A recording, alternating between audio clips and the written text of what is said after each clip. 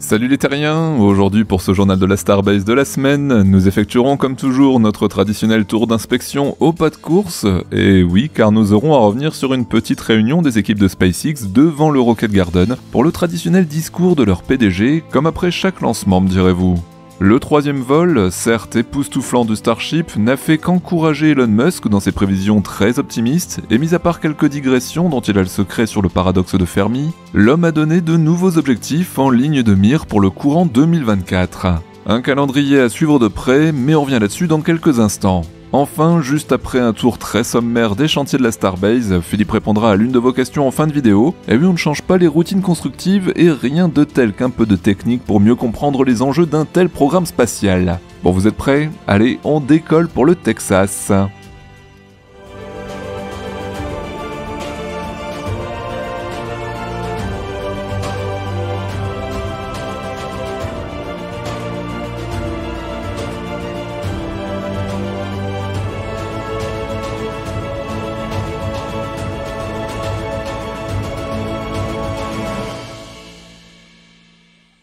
Pour commencer en douceur ce tour d'inspection et sans déroger à ce petit rituel, livrons-nous à quelques suppositions tout de même, projections ou autres élucubrations techniques dont je sais que vous êtes particulièrement friands.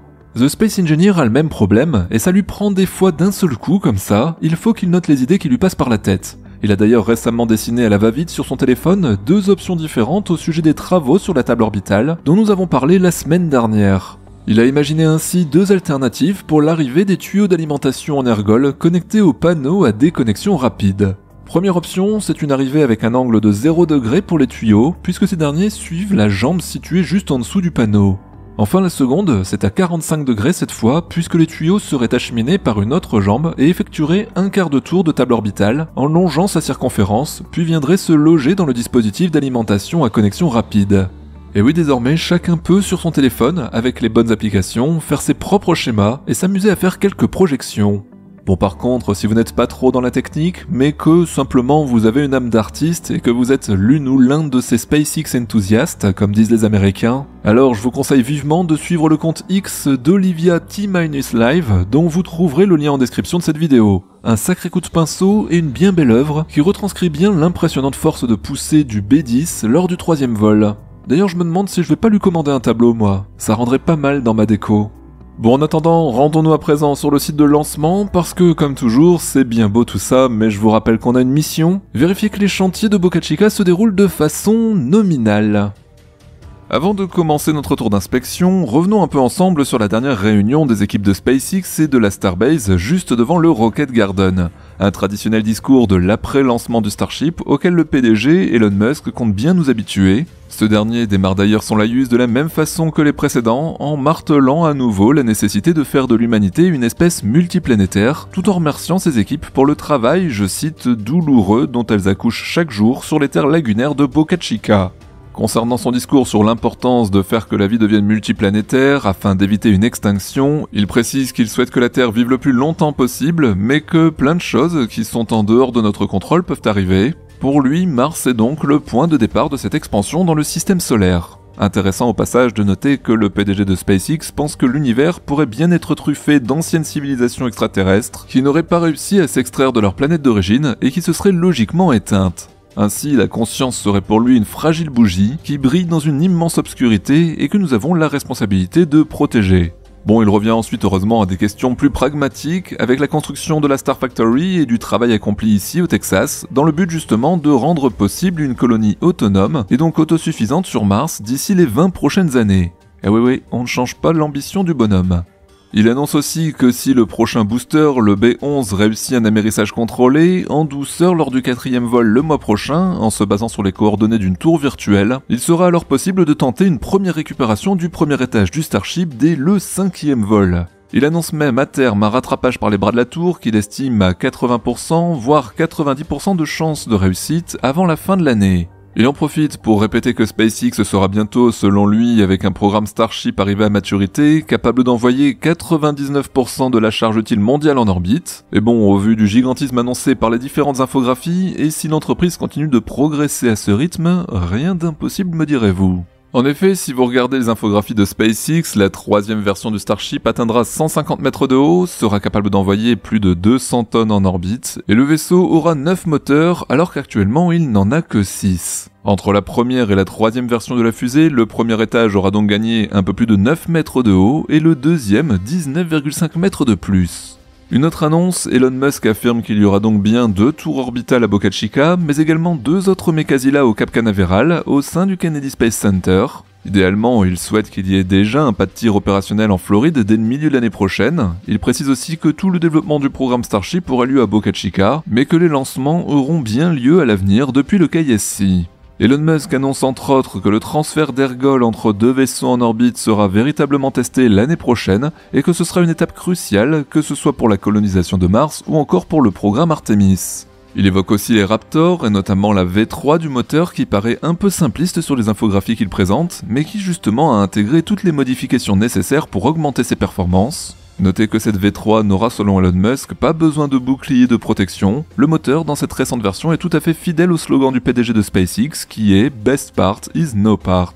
Enfin, il finit par parler de la colonisation de Mars en rêvant à voix haute et explique les compétences, l'ingénierie dont ils auront besoin sur place, les opportunités pour les entrepreneurs là-bas afin de bâtir une véritable civilisation sur Mars. Selon lui, il reste toujours sur le chiffre d'au moins 1 million de personnes à envoyer pour que cette civilisation soit autonome, mais Elon Musk se reprend et résume la chose, en gros je vous la fais courte, qu'avant de penser à ce qu'on va mettre dans le chariot, on doit d'abord construire le cheval. Là ici, c'est bien évidemment du Starship dont il parle.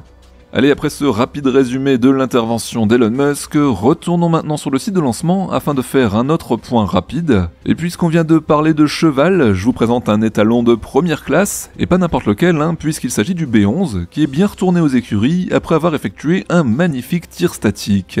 Et oui, le fameux booster a été déposé de la table orbitale par les Chopsticks. Notez que le rythme s'accélère et que désormais les records de l'entreprise ne sont plus basés sur le nombre de moteurs allumés lors d'un test ou de savoir si la ferme Ergol n'a pas été détruite. Et non, en effet, les records consistent désormais à diminuer les délais entre chaque lancement et donc entre chaque campagne de test des prototypes. Là-dessus, ce n'est pas nous qui allons nous en plaindre.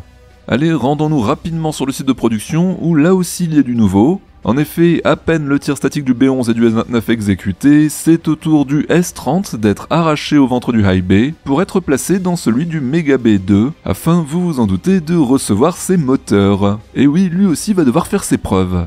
On voit au passage ici le fameux stand à moteur, doté de panneaux vitrés de protection et d'une plateforme élévatrice qui permet aux ouvriers de travailler sur l'installation des Raptors. Bon, je ne sais pas si vous vous rappelez, mais Chrome Kiwi avait tout de même bien anticipé la chose avec ses animations 3D.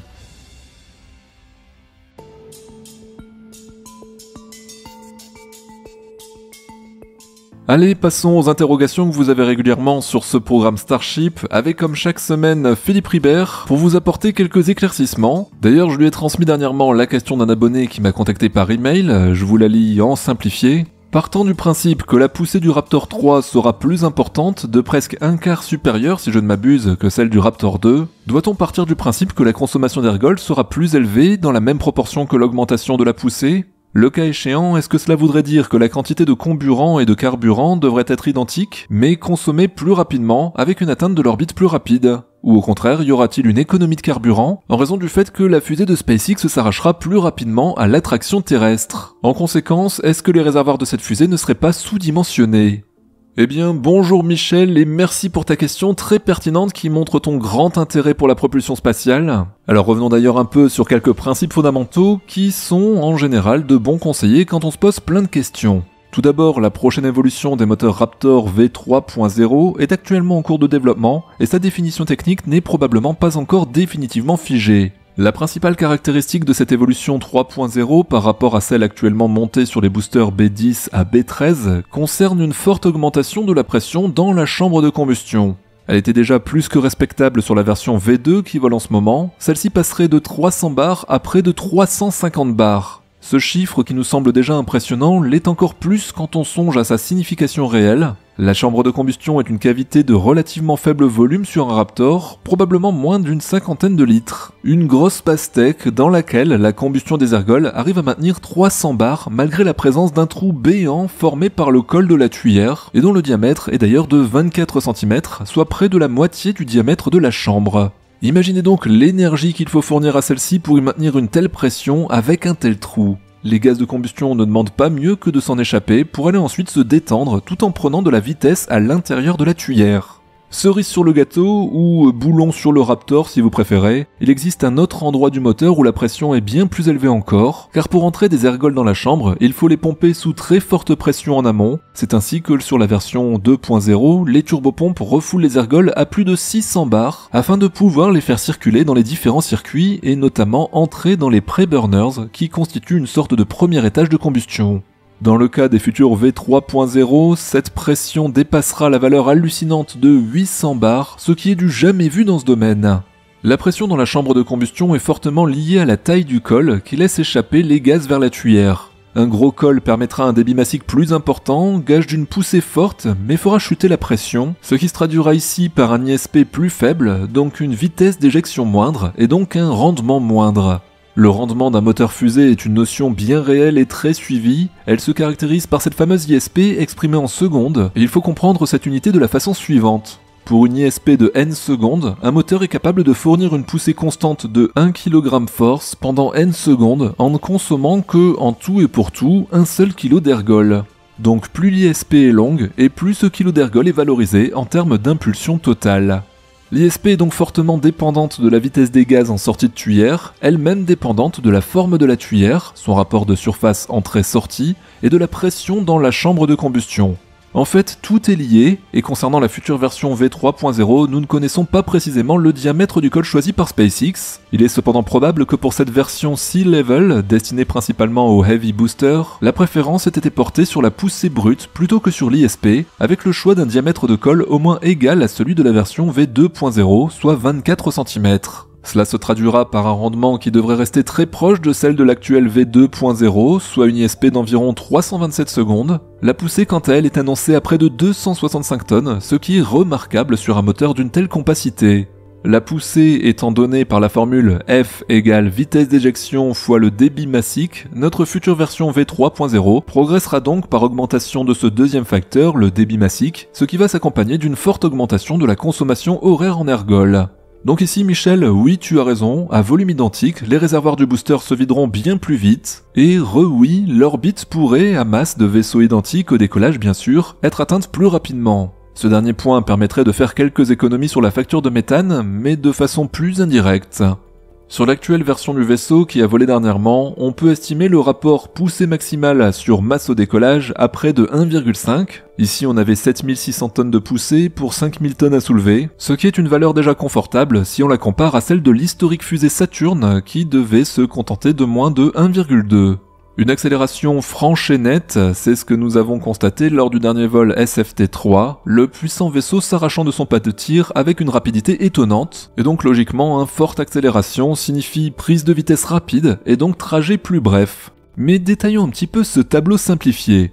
Pour l'orbite basse terrestre, on a coutume de chiffrer la vitesse orbitale à 7,8 km par seconde, ce qui correspond effectivement à la vitesse requise pour y rester accroché. Cependant, le voyage du sol à l'espace n'est pas instantané, et durant toute la phase d'ascension, qui dure en moyenne 8 minutes au total pour une majorité de lanceurs, il faut en plus lutter contre la gravité terrestre qui n'est pas très coopérative. Celle-ci se matérialise au travers d'une accélération négative dirigée vers le bas, responsable du poids de l'appareil.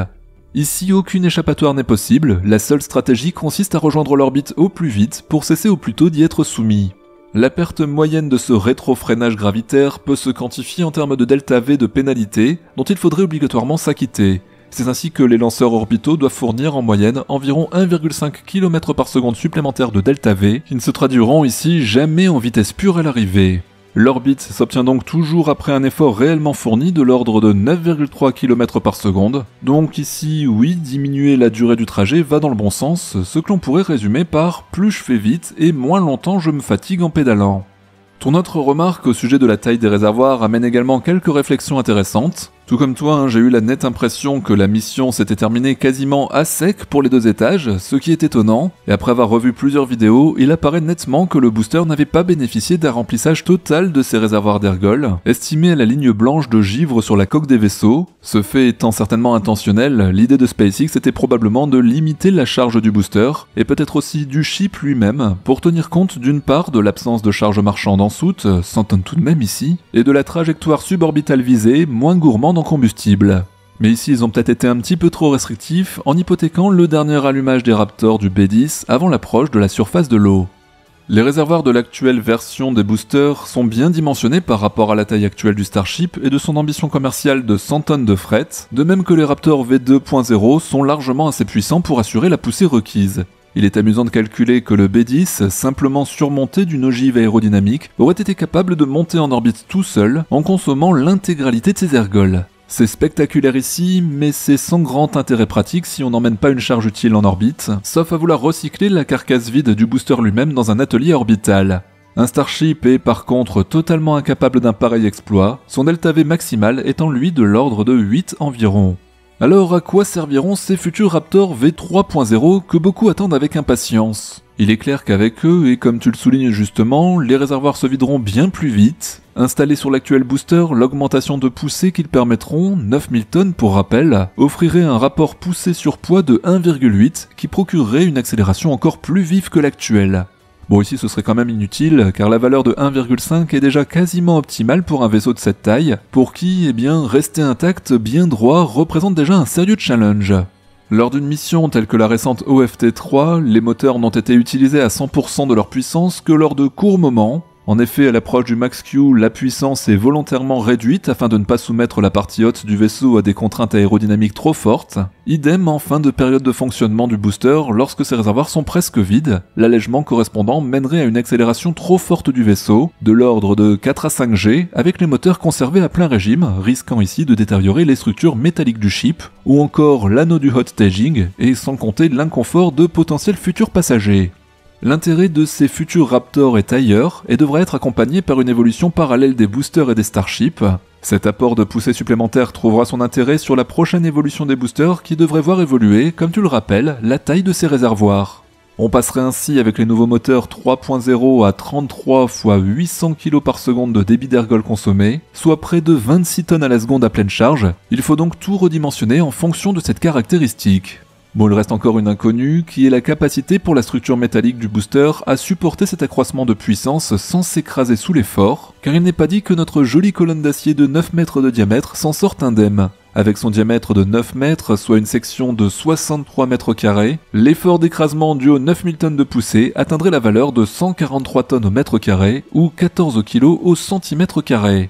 Rappelons que les réservoirs sont pressurisés en marche à environ 7 bars, ce qui aide grandement à soutenir l'édifice, mais le compte n'y serait plus, et SpaceX devra certainement renforcer son colosse de manière colossale, s'il ne veut pas finir en colosse au pied d'argile. Le Can Crusher a donc encore un bel avenir devant lui.